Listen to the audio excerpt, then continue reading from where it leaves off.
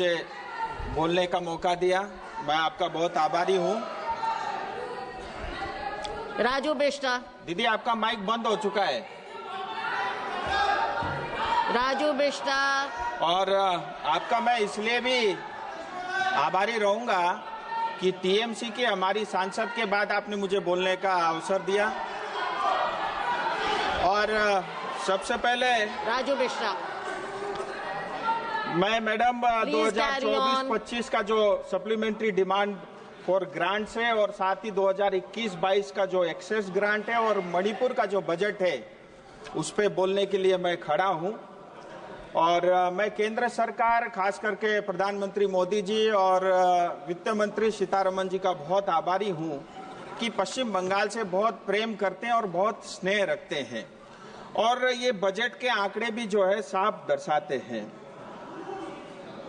आप देखिए मैडम, 2010-11 में जो टैक्स का डिवोल्यूशन का जो अमाउंट जाता था पश्चिम बंगाल को, वो 15,954 करोड़ मात्र होता था, जो 2023-24 में बढ़ के 85,000 करोड़ हुआ, 2024-25 में 96,000 करोड़ हुआ और 2025-26 के बजट में 1,07,000 करोड़ रुपए का जो है प्रावधान किया गया है, यानी करीब करीब 291% का इंक्रीज है।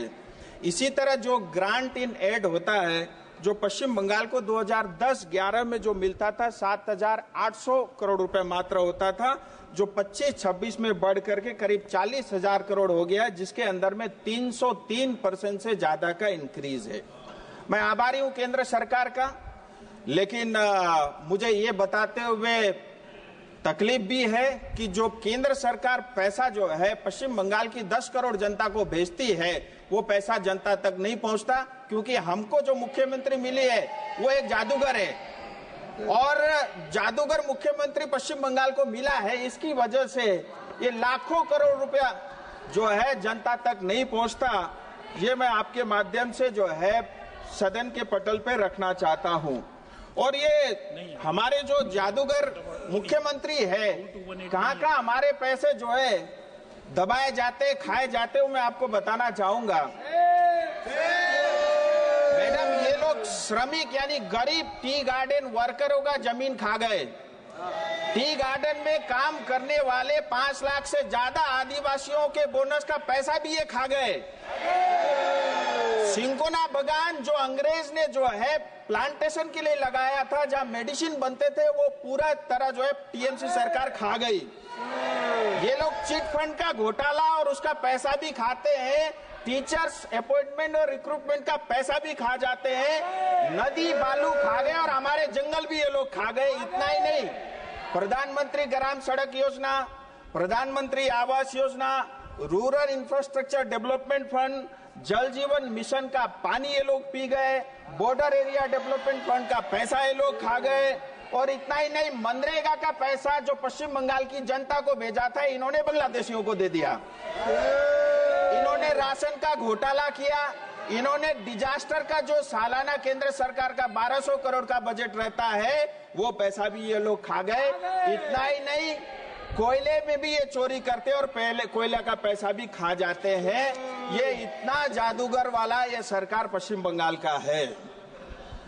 मैडम, मैं आपके माध्यम से एक बहुत इंपॉर्टेंट विषय सामने रखना चाहूंगा। अभी पश्चिम बंगाल असेंबली में जो है वहां पे बजट पास हुआ और 3 लाख करोड़ से ज्यादा का बजट वहां पे रखा गया।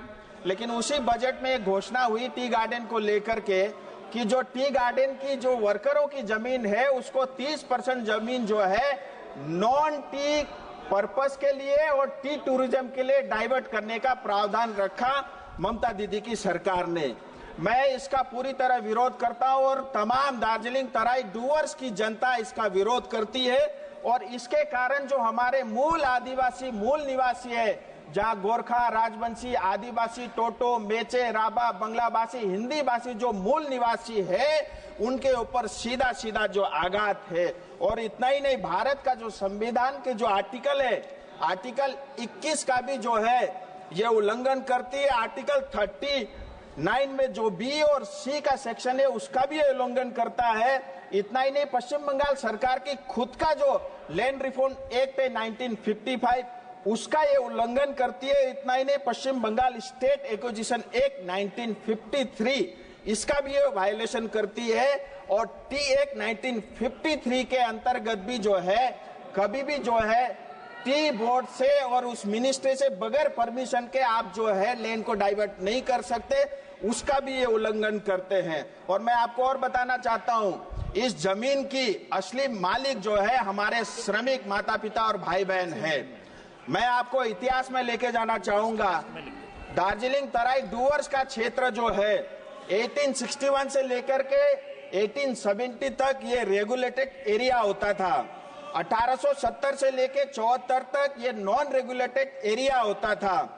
1874 से 1919 तक शेड्यूल्ड डिस्ट्रिक्ट होता था। 1919 से लेकर के 1935 तक बैकवर्ड ट्रैक होता था। और 1935 से लेकर के 1947 यानी आजादी के समय तक पार्शली एक्सक्लूडेड एरिया होता था। नॉर्थ ईस्ट में जितने भी प्रदेशों में ये प्रावधान था, आगे चल के सारे जो है वो क्षेत्र अलग अलग राज्य या स्टेट या यूटी बने। लेकिन 1954 एब्जॉर्ब एरिया एक्ट के अंतर्गत जो है हमें पश्चिम बंगाल का हिस्सा बनाया गया। मैं इतिहास में मैडम को जरूर बताना चाहूंगा कि इतिहास की जानकारी रखे।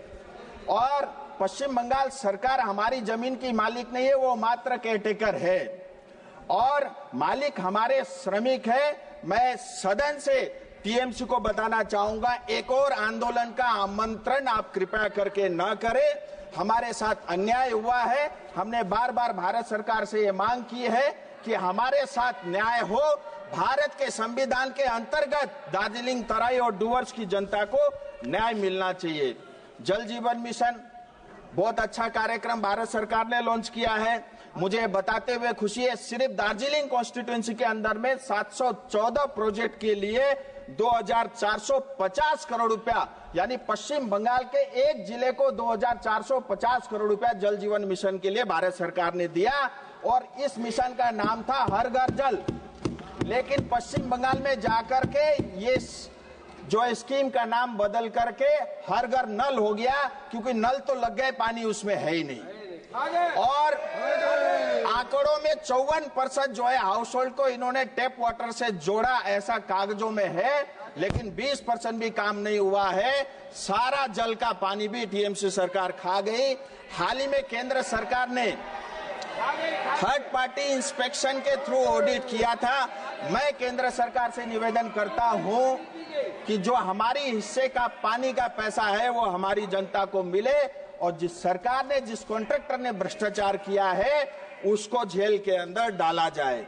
अमृत 2 यानी अमृत 1 के बाद अमृत 2 स्कीम के अंतर्गत जो शहरी क्षेत्र है या म्युनिसिपैलिटी एरिया है, दार्जिलिंग, कालिम्पोंग, करसंग, मिरिक और सिलीगुड़ी म्युनिसिपैलिटी और कॉरपोरेशन को जो है भारत सरकार की तरफ से 2000 करोड़ रुपए से ज्यादा का पैसा मिला। और अभी इसमें टेंडर हुआ नहीं है, प्रक्रिया में है। लेकिन ये मुझे बताते हुए बहुत कष्ट है कि टेंडर होने से पहले ही 10% कमीशन में टीएमसी सरकार ये टेंडर बेच चुकी है। मणिपुर पर आइए। मैं आता हूं मैडम, मेरी तो जन्मभूमि है मैडम, मैं आता हूं। फिर मैं आता हूं, डिजास्टर का पैसा जो है हर साल 1200 करोड़ रुपए केंद्र सरकार देती है पश्चिम बंगाल को। हम सब जानते हैं अक्टूबर 2023 के अंदर में जो सिक्किम में बाढ़ आया था, उसके कारण कालिम्पोंग, दार्जिलिंग की करीब करीब 500 लोगों के हमारे भी घर बहे हैं। लेकिन इतने साल होने के बावजूद भी सालाना 1200 करोड़ रुपए डिजास्टर को मिलता है, डिजास्टर बजट के अंतर्गत पश्चिम बंगाल सरकार को मिलता है। लेकिन आज तक हमारी जनता को कुछ नहीं मिला। मैं आपके माध्यम से मैडम केंद्र सरकार से निवेदन करता हूं, एक जिले में स्पेसिफिक सिर्फ दार्जिलिंग का जो 1200 करोड़ का हिस्सा है वो हमें मणिपुर। Honourable member. इसी तरह मैं रेलवे मंत्री का भी बहुत आभारी हूं। रेलवे के अलग अलग करीब 45 प्रोजेक्ट के लिए पूरे पश्चिम बंगाल को 4660 किलोमीटर के लिए 64,000 से ज्यादा का जो है बजट में आवंटन किया है। और 101 से ज्यादा अमृत स्टेशन बन रहे हैं। 2014 से लेकर के अभी तक जो है 450 से ज्यादा फ्लाईओवर और आरओबी पश्चिम बंगाल में बने हैं। बागडोगरा एयरपोर्ट के लिए मोदी सरकार ने हमें 1600 करोड़ रुपए दिया और जिसका काम भी ऑलरेडी चालू हो चुका है। और इसी तरह जो है हाईवे और रोड्स जो पश्चिम बंगाल में आज से पहले हमने कभी नहीं देखा, 2014 के बाद वो हम सबको देखने को मिला है। प्लीज। और madam doctor Abdul Samad. Madam